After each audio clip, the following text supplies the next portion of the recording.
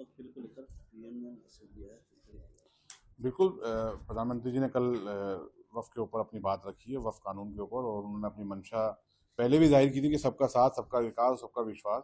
उसी के तहत ये कानून लाया गया है कि प्रधानमंत्री जी ने जैसा कल कहा है कि वफ़ की पवित्रता को बरकरार रखने के लिए कानून लाया गया है। वफ़ की पवित्रता कहीं न कहीं भंग हो गई थी, कहीं ख़त्म हो गई थी।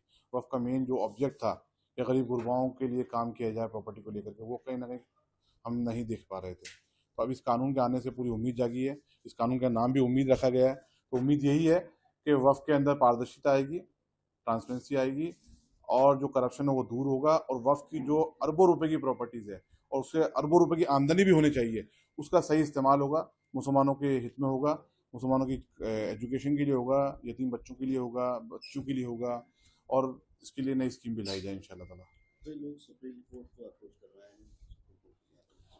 देखिए, एक रेमेडी अवेलेबल है जिसको अवेल किया जा रहा है। कोर्ट में जाने का सबको अधिकार है, और अब उच्चतम न्यायालय के समक्ष जा चुके हैं, तो वहाँ से इस वक्त की जो अगर कोई वैधानिकता वो भी तय होगी, और जाहिर सी बात है जो स्थिति होगी सबके सामने आएगी। कानून न्यायालय अपना निर्णय देगा उसके ऊपर, हमें सबको उसका वेट करना चाहिए। लेकिन मैं देश के मुसलमानों से आपके चैनल के माध्यम से अपील करना चाहता हूं कि इस प्रॉपर्टी से किसी भी तरीके से एक प्रॉपर्टी भी आपकी जो सही तरीके से वक्फ की गई हो, शरई तरीके से, वो नहीं छीनी जाएगी। उस प्रॉपर्टी को किसी प्रकार से कोई खतरा नहीं है, ना ही धार्मिक किसी इदारे को खतरा है।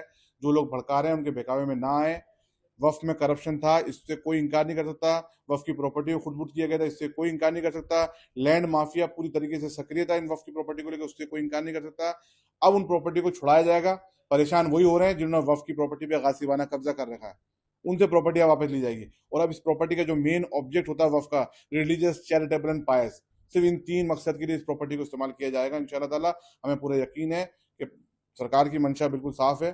सरकार ने साफ कह दिया इस प्रॉपर्टी का इस्तेमाल, इसकी इनकम का इस्तेमाल सिर्फ मुसलमानों के अपलिफ्टमेंट के लिए किया जाएगा। तो पूरी उम्मीद है कि एक बड़ा प्लान बनेगा, इसके तहत एजुकेशन इदारे हों, हॉस्पिटल हों, यतीम बच्चों के लिए घरों का इस्तेमाल हो, सब कुछ किया जाएगा इंशाल्लाह ताला।